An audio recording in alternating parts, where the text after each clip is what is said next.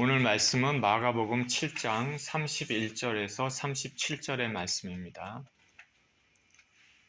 마가복음 7장 31절에서 37절의 말씀 같이 한 목소리로 읽겠습니다. 시작. 예수께서 다시 두로 지방에서 나와 시돈을 지나고 데가볼리 지방을 통과하여 갈릴리 호수에 이르시매 사람들이 귀 먹고 말 더듬는 자를 데리고 예수께 나와 안수하여 주시기를 간구하거늘 예수께서 그 사람을 따로 데리고 무리를 떠나사 손가락을 그의 양 귀에 놓고 침을 뱉어 그의 혀에 손을 대시며 하늘을 우러러 탄식하시며 그에게 이르시되 에바다 하시니 이는 열리라는 뜻이라. 그의 귀가 열리고 혀가 맺힌 것이 곧 풀려 말이 분명하여졌더라. 예수께서 그들에게 경고하사 아무에게도 이르지 말라 하시되 경고하실수록 그들이 더욱 널리 전파하니 사람들이 심히 놀라 이르되 그가 모든 것을 잘하였도다. 못 듣는 사람도 듣게 하고 말 못하는 사람도 말하게 한다 하니라. 아멘. 귀 먹고 어눌한 자를 고치신 예수님이란 제목으로 말씀을 나누겠습니다. 기도합니다. 사랑의 하나님 아버지, 우리를 사랑하여 주시는 것을 감사를 드립니다. 우리에게 은혜를 주시길 원하고 복 주시기를 원하시고 지키시기를 원하시는 주님께 감사와 찬양을 드립니다. 오늘도 말씀을 통하여서 우리를 사랑하시고 보호하시는 치료하시는 주님을 체험하는 시간이 되게 하여 주옵소서. 감사드리며 우리 주 예수 그리스도 이름으로 기도합니다. 아멘.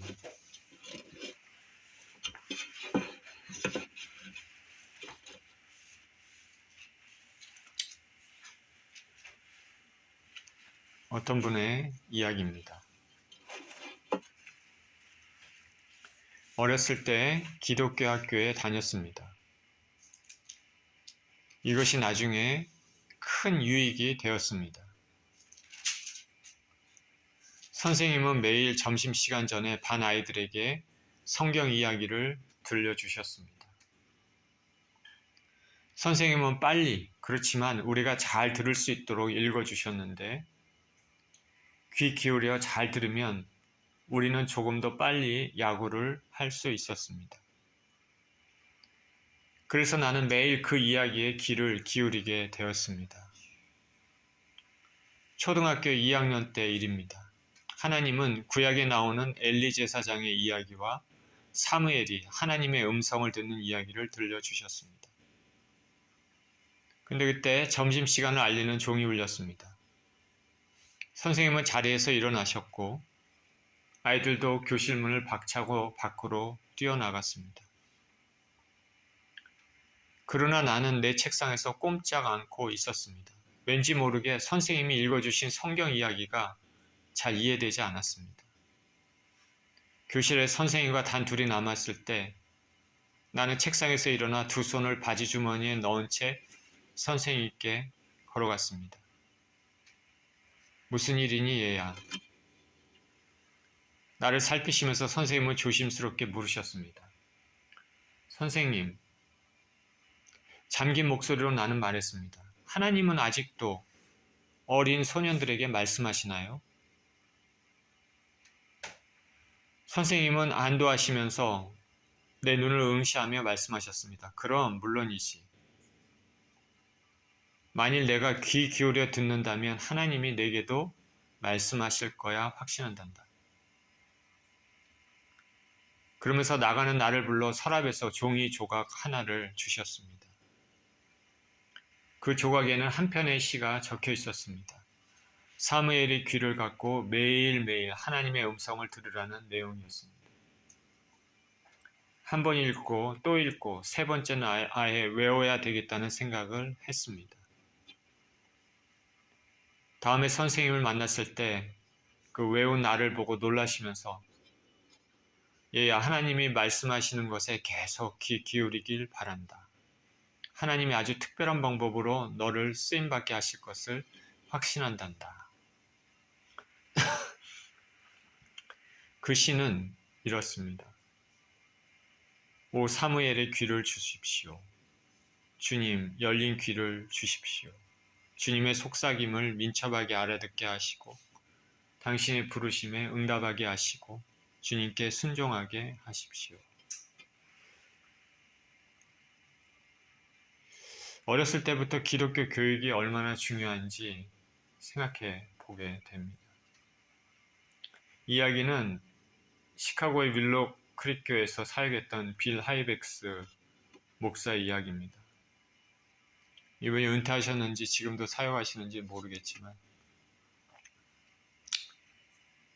어렸을 때 기독교 학교에 다니면서 성경을 듣고 배우고 읽고 하는 게 얼마나 중요할까.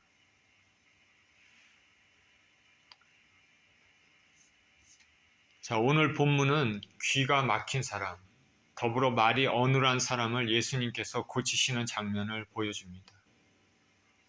가시는 곳곳마다 죽은 영혼과 병든 몸과 심령을 고치신 예수님께서 본문을 통해 우리에게 주시는 메시지가 무엇인지 살펴보도록 하겠습니다.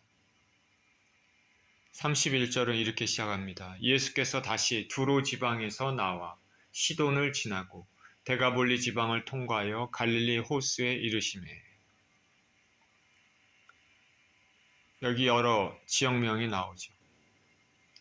예수님께서 이방 지역입니다. 두로 지역에서 수로보니게 여인의 귀신 들린 딸을 고치셨습니다. 그런 후에 북쪽으로 더 이동하셔서 25마일 정도 위치한 시돈 지역을 지나셨습니다. 그 다음에 오른쪽으로 동쪽으로 발걸음을 옮겨서 아마도 헬몬산 옆을 지나서 삥 돌아서 이제 남쪽으로 이동하셨습니다. 남쪽으로 쭉 내려오신 이후에 데가볼리 지방을 통과하시고 갈릴리 호수에 도착하셨습니다.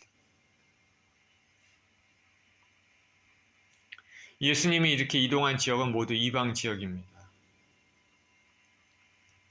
이 당시 유대 종교 지도자들의 예수님에 대한 그 적개심이 고조되어 가고 있었기 때문에 예수님은 잠시 이방 지역으로 여행하신 것으로 보입니다. 이제 해안가를 따라서 쭉 위로 올라가셨다가 오른쪽으로 빙 돌아서 헬몬산 근처를 지나서 밑으로 쭉 내려오신 것이죠. 북쪽 갈릴리 지방, 데가볼리 지방에 도착하시고 근처에 갈릴리 호수에 도착하셨습니다. 이 지역은 데가볼리 지역은 이방 지역이긴 하지만은 상당수의 유대인들도 거주하고 있었다고 전해집니다. 우리 주님께서 이렇게 먼 거리, 굉장히 먼 거리죠. 이렇게 이동하시면서 무슨 일을 하셨는지 마가는 설명하고 있지는 않습니다. 32절에 사람들이 귀 먹고 말 더듬은 자를 데리고 예수께 나와 안수하여 주시기를 간구하거늘. 예수님께서 이렇게 이방 지역에 데가볼리 지역 그리고 그 갈릴리 호수 근처에 오셨는데 이것을 예수님께서 이곳에 오신 걸 어떻게 알고 사람들이 귀가 먹었습니다. 말을 더듬는 자를 데리고 왔습니다. 이전에 군대 귀신 들린 자가 예수님의 은혜로 치유를 받은 적이 있습니다. 치유받은 그는 예수님과 함께 가겠습니다 그랬더니 예수님께서 너 집으로 돌아가서 예수께서 어떻게 고치셨는지 긍휼히 여기셨는지 증거하라 하셨는데 이래서 이 군대 귀신 들린 자는 이 데가볼리 지역에 예수님으로 인해 귀신으로 해방되었음을 그렇게 널리 알렸습니다. 데가볼리는 여러 도시들이 모인 지역입니다.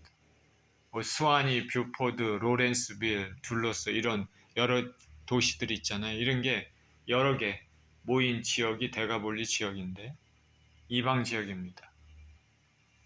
이 군대 귀신 들린 자 얼마나 고통스러웠을까. 근데 예수님께서 자유케 하셨으니까 감사와 흥분이 얼마나 크겠습니까. 그래서 열정적으로 예수님에 대해서 전했을 것입니다. 그러니 사람들이 이방 사람들이지만 예수님에 대해서 알고 있었습니다. 그러니까 예수님이 이곳에 오셨다라는 것을 어떻게 사람들이 알고 귀 먹고 말 더듬는 병자를 데리고 왔습니다. 귀가 먹고 말을 더듬는다. 보통 귀머거리는 귀만 먹지 않습니다. 들리지 않기 때문에 자기가 말하는 말도 모르죠. 그러니까 말도 어눌할 경우가 많습니다. 말하기가 어렵거나 무의미한 소리를 내는 것이 보통이기 때문에 이 사람은 예수님께 치유 요청을 하기 어려웠을 것입니다. 그래서 사람들이 그를 데려와서 안수해 주시기를 간구했습니다. 이와 같이 주위에 도움을 주는 사람이 있으면 참 행복한 사람입니다. 자, 주위에 가족이 있고 나를 사랑하는 가족이 있고 또 주위에 나를 사랑하는 또 친구들이 있고 이웃이 있는 사람들은 행복한 사람들입니다. 제가 이곳 미국에 살면서 혼자 사는 사람들 있지 않습니까? 참 외로운 사람들이죠. 주위에 도움 주는 사람이 없으면 참 힘듭니다. 주위에 도움 주는 사람이 있다는 것은 행복한 것이죠. 그리고 어려울 때 도움을 주는 사람은 절대로 있지 않습니다. 중풍병자를 살리기 위해 들것에 매달고 예수님께 나온 중풍병자 친구들이 생각납니다. 우리는 주위에 고통받는 사람들에게 도움을 주고 은혜 자리로 인도하는 친구가 되어야 될 것입니다. 이 귀 먹고 말 더듬는 자를 사람들이 데리고 와서 이 사람을 대신해서 예수님께 간청합니다. 예수님, 이 사람을 고쳐주십시오. 33절입니다. 예수께서 그 사람을 따로 데리고 무리를 떠나사 손가락을 그의 양귀에 놓고 침을 뱉어 그의 혀에 손을 대시며 사람들이 병자를 데리고 오자 예수님은 그 병자의 손을 잡고 따로 데리고 무리를 떠났습니다. 그 사람들 보는 앞에서 고치지 않고 데리고 다른 데로 가신 것이죠. 예수님이 이렇게 하신 이유는 우리 정확히 알 수는 없지만은 두 가지 정도로 추측은 할 수 있습니다. 먼저는 병 고치는 기적을 비밀로 하려 했기 때문입니다. 우리가 많이 여기서 말씀을 전하지 않았습니까? 예수님 병자를 고치고 귀신 쫓아내셨지만 그 사실이 알려지기를 원하시지 않으신 거죠. 왜냐하면 주님 사역에 방해가 되기 때문에. 예수님은 기적을 일으키시는 분이 아니라 예수님은 인류의 모든 죄를 지셔야 될 십자가의 어린 양입니다. 또 하나 생각해 볼 수 있는 것은 이 병자와 따로 긴밀한 관계를 가지기 원하셨기 때문이었을 것입니다. 이 병자는 자신이 예수님께 나왔다기보다는 사람들에 의해서 끌려서 나왔습니다. 보호받아. 자신이 치유받고자 하는 의지가 부족할 수도 있습니다. 필용적인 이 사람에게 주님이 누구신지 알려주시고 그로 하여금 또 믿음의 반응을 보이게 하시려 했을 것입니다.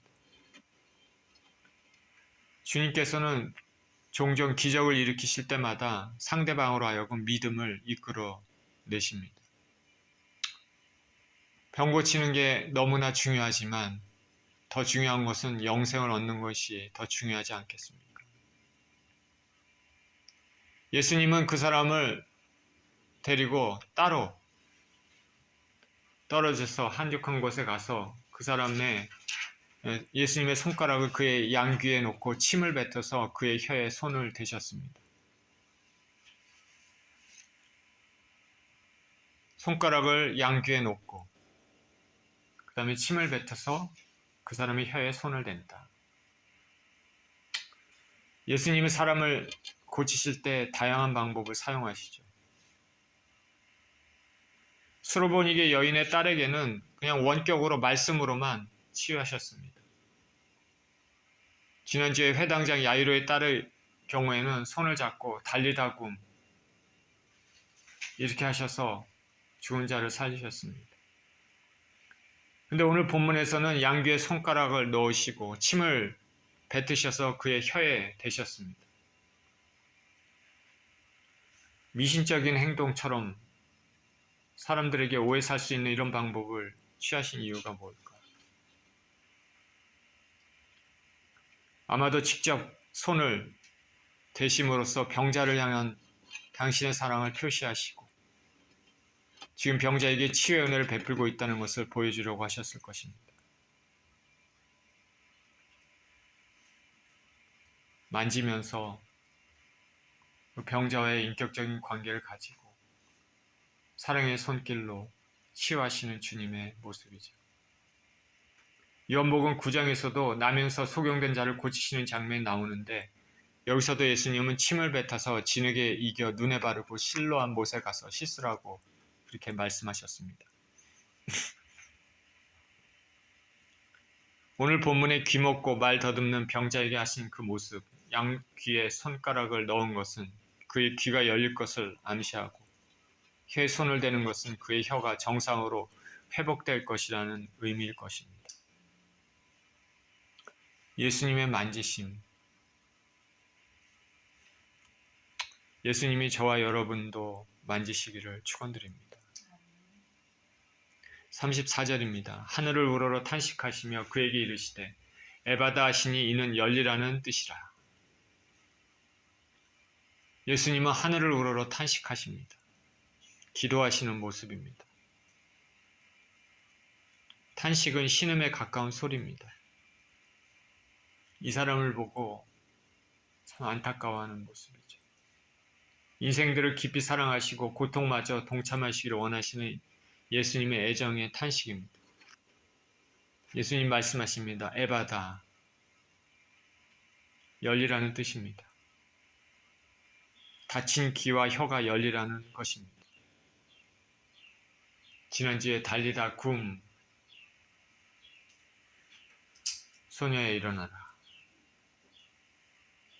오늘은 에바다, 열려라. 귀가 열리고 혀가 열려라. 이사야서 35장 5절에서는 메시아의 사역을 예언했는데 그때 맹인의 눈이 밝을 것이며 귀머거리의 귀가 열릴 것이다 라고 말하고 있습니다. 이사야서 35장 5, 6절에 그때 맹인의 눈이 밝을 것이며 못 듣는 사람의 귀가 열릴 것이며 그때 저는 자는 사슴같이 뛸 것이며 말 못하는 자의 혀는 노래하리니 이는 광야에서 물이 솟겠고 사막에서 시내가 흐를 것입니다. 2000년 전에 오신 예수께서 부분적으로 이 모습을 보여주셨고 이 땅에 다시 오실 예수께서 당신의 왕국을 세우실 때에는 완벽한 치료가 임할 것입니다.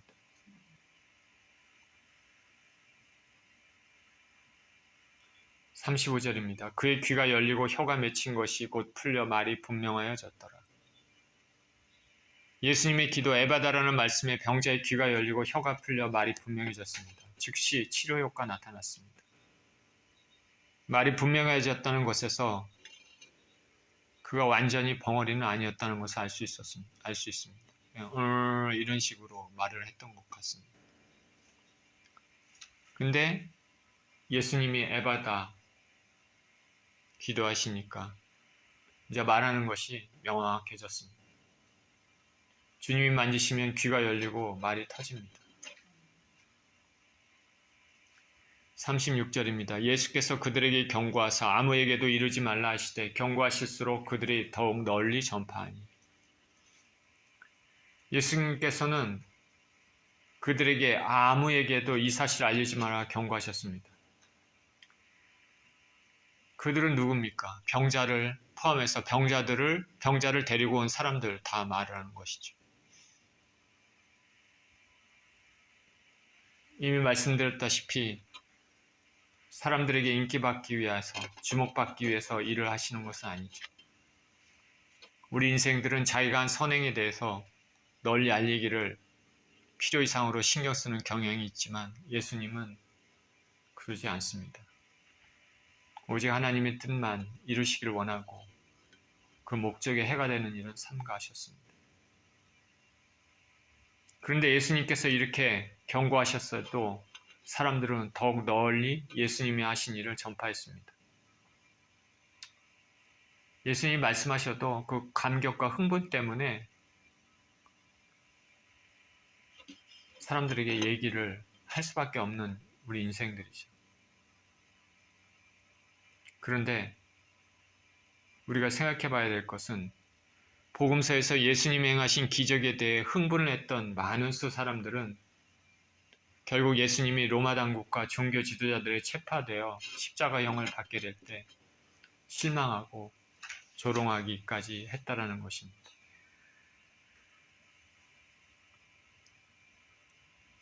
우리는 예수님이 누구신지에 대한 정확한 이해 위에 믿음을 가져야 됩니다. 전통적인 토속신앙, 미신, 타종교처럼 나 자신의 목적을 실현하기 위한 수단으로 예수님을 믿는다는 것이 그렇게 해서는 안 됩니다. 나의 목적을 실현하기 위하여 예수님을 믿는 것. 그래서는 안 된다. 예수님은 내가 원하는 대로, 내 마음대로, 내 뜻대로 그렇게 움직여주는 분이 아니라 내가 예수님의 뜻대로 순종하며 그렇게 변화되는 그런 분으로 믿어야 됩니다. 우리가 믿는 신앙이 일반 타종교나 토속신앙 미신과 차이가 그것입니다.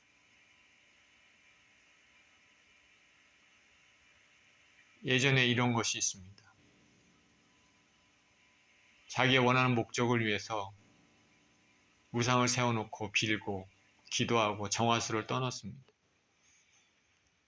매일 아침마다 깨끗이 차려입고 그렇게 기도하고 그렇습니다. 시간이 지났는데도 원하는 목적이 이루어지지 않습니다. 왜 목적을 이루어지지 않냐고 우상을 때립니다. 그런 것들은 미신입니다. 신앙이 아닙니다. 우리 기독교 신앙은 그런 것이 아니죠. 천지를 창조하신 주님께서는 우리를 원하시고 우리가 순종하기를 원하십니다.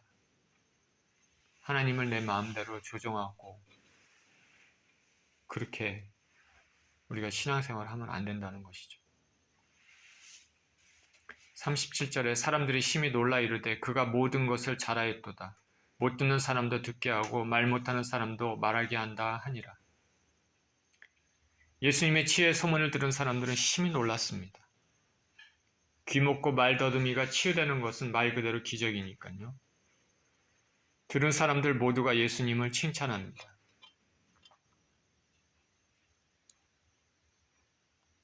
대가볼리 지역 주민들, 이방인이었지만 예수님의 존재와 능력에 충격을 느꼈습니다. 그리고 예수님을 칭찬합니다. 마태복음 15장 31절에서는 감격의 표현을 이스라엘의 하나님께 영광을 돌리니라 이렇게 얘기합니다.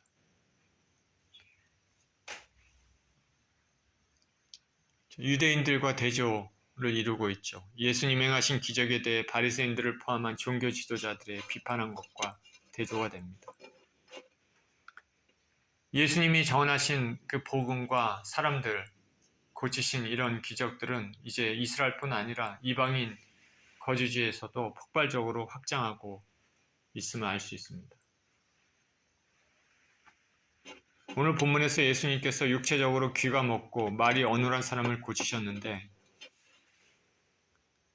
이것은 영적으로 타락한 인간의 본성을 상징한다고 생각할 수 있겠죠. 예수님을 개인적으로 만나지 못한 사람들은 소리를 듣고 입술로 대화도 하지만 영적으로는 귀가 먹고 어눌한 사람들입니다. 겉으로 멀쩡해 보이지만 자신의 죄임을 알지 못하는 것이죠.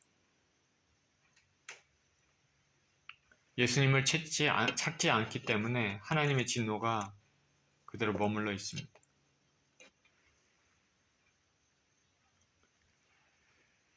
저와 여러분이 살고 있는 지금 시대는 예수님의 이름을 들어보지 못한 사람은 별로 없을 것입니다. 예전하고는 조금 상황이 틀리죠. 그런데 그럼에도 불구하고 듣는 귀가 열리지 않아서 진정 그 마음을 예수님께 여는 사람은 많지 않습니다. 죄악이 만연하고 패역한 세대를 이사야서 6장 9절에 이렇게 예언합니다. 여호와께서 이르시되 가서 이 백성에게 이르기를 너희가 듣기는 들어도 깨닫지 못할 것이요 보기는 보아도 알지 못하리라 하여. 하나님의 선민이었던 이스라엘도 선지자를 통해 끊임없이 우상 숭배와 죄를 경고해도 많은 사람들은 하나님을 외면했습니다. 들어도 영적으로 깨어있지 않기 때문에 귀먹은 사람들처럼 죄악 가운데 살았습니다. 근데 우리가 지금 살고 있는 지금은 어떻습니까? 과거와는 달리 우리는 언제든지 의지가 있으면 어디서나 핸드폰으로 말씀을 들을 수 있습니다. 그리고 교회가 여기저기 있습니다. 마음만 먹으면 쉽게 예배당을 찾을 수 있습니다. 그렇지만 실상은 점점 더 예수님으로부터 멀어지는 길을 갑니다. 세상의 성공과 세상의 가치관의 척도를 가지고 삽니다. 성경 말씀대로 말세로 갈수록 점점 더 고통하는 시대, 영어로 얘기하면 테러블한 시대, 엉망인 시대가 올 것이다는 것이죠. 모든 것 뒤에는 사단이 역사하고 있습니다. 사람들 귀를 닫아버려서 하나님을 알지 못하게 하는 것이죠. 사람들은 하나님의 말씀에 귀 기울이기보다는 세상적으로 유명한 사람들의 말에 귀를 기울이기를 좋아합니다. 주일날 예배 시간에 듣는 말씀이 어떤 말씀입니까? 하나님 말씀입니까? 아니면은 다른 말씀입니까? 재미있는 세상 살아가는 그런 얘기를 듣습니까? 무슨 말씀을 듣습니까? 교회에서. 유명한 사람들의 강연에는 많은 사람들이 몰립니다. 그들이 가지고 있는 세상적인 지식, 지혜를 듣고 싶었기 때문이죠. 이 세상에서 살아가는 방식과 성공의 법칙을 배우고 싶어 합니다. 세상 살아가는 지혜와 지식은 당연히 필요합니다. 그런데 정말로 필요한 것, 영원한 삶의 지혜와 지식에는 그다지 관심을 가지고 있지 않습니다. 왜냐하면 그건 나중 일이기 때문에. 영원은 먼 나라 일이기 때문에. 그러다 보니까 관심이 없고 믿음도 없습니다.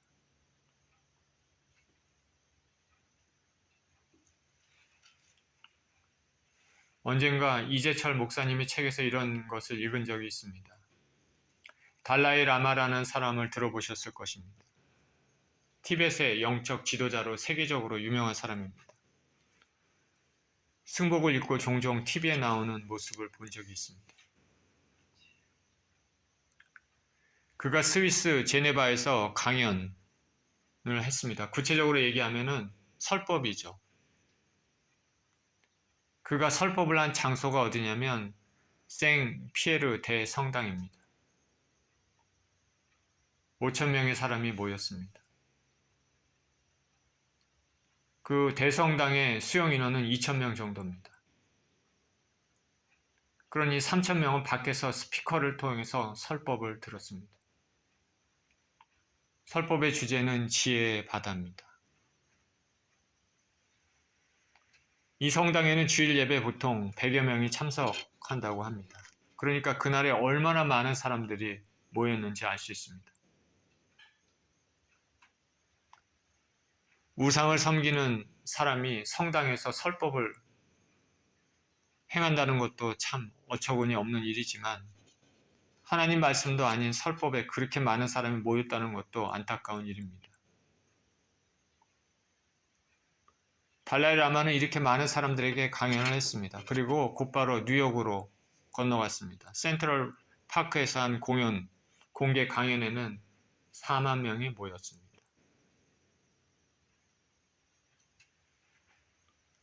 자, 제가 지금 얘기하는 거는 여러분도 이해가 가죠.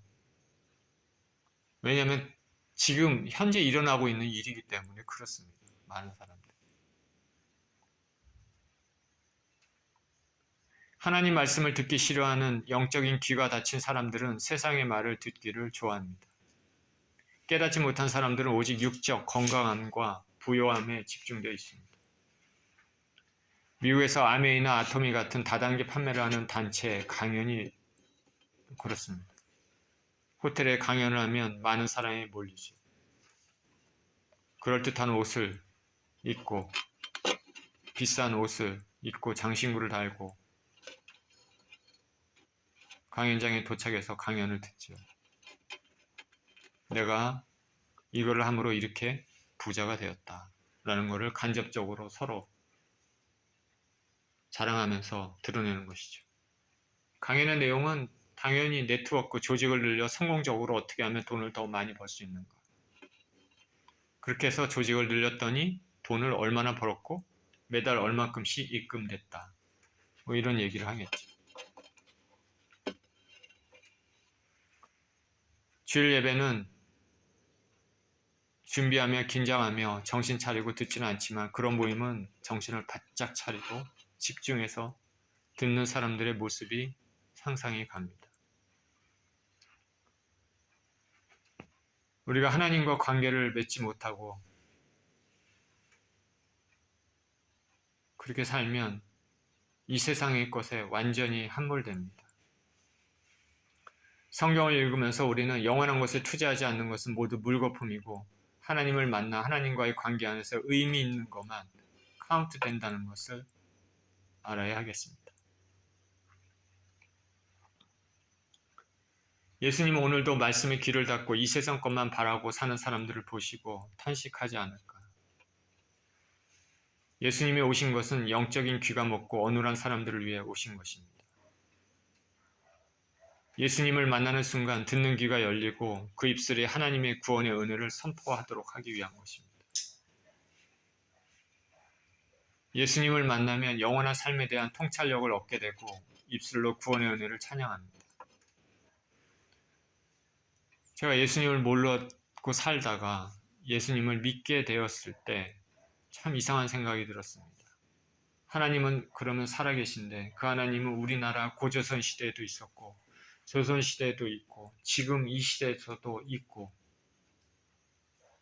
나를 살펴보고 계신다는 것을 알았을 때 굉장히 이상하고 놀랍고 새로운 충격이었습니다. 근데 지금 신앙생활을 오래 한 지금도 사실 우리가 삶을 묵상하다 보면 이렇게 제가 이 집 주위에 저녁에 식사하고 나서 산책을 할 때 이렇게 자연을 이렇게 보면서 문득 드는 생각이 그것입니다.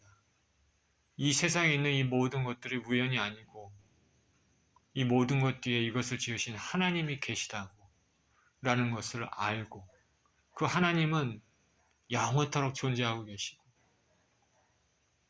우리 인간들은 그 하나님의 피조물이고 창조물이라는 것 이것을 묵상할 때마다 참 놀랍다는 생각이 정말 자주 듭니다. 여러분은 그런 생각 해본 적 없으신지 모르겠습니다.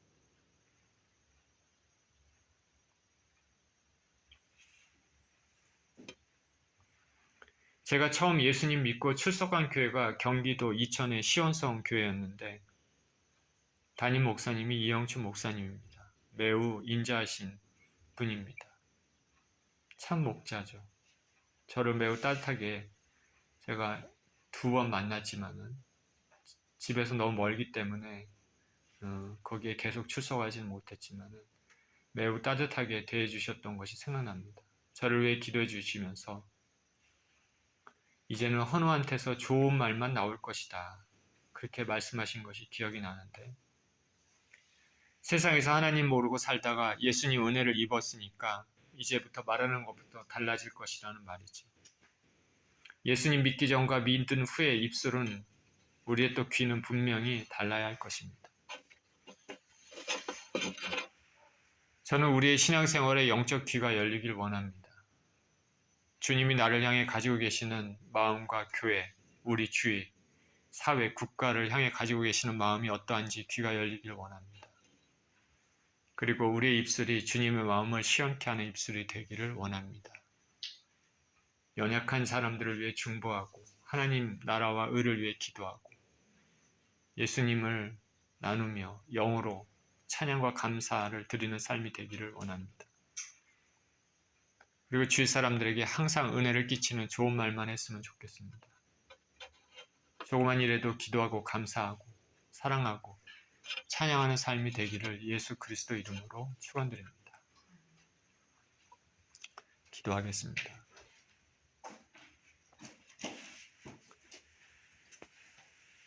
예수님은 어디나 가시는 곳곳마다 이렇게 병자를 고치시며 그들의 삶을 회복시키실 뿐만 아니라 그들의 무엇보다도 영적인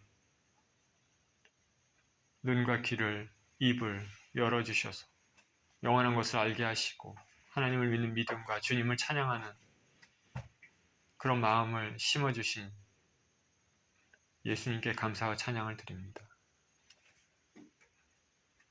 오늘 이 시대에 영적으로 어둡고 어눌한 이 시대에 우리를 사랑하여 주셔서 우리에게 영의 귀가 열리고 우리의 입술을 열어서 하나님을 찬양하고 예수님을 구주로 고백하며 그렇게 믿음을 주신 은혜에 감사와 찬양을 드립니다. 아버지, 주님 주신 은혜와 우리 주 예수 그리스도를 통한 그 사랑을 나뿐 아니라 우리 가족들, 주의 사랑하는 사람들에게 나눌 수 있는 은혜가 있게 하여 주옵소서. 주의를 환하게 비치고 하나님이 인간을 사랑하시고 구원하시는 그 열심의 역사가 우리를 통해서 또 주님의 뜻이 드러나는 그런 일들이 있도록 축복하여 주옵소서. 감사를 드리며 우리 주 예수 그리스도 이름으로 기도합니다. 아멘.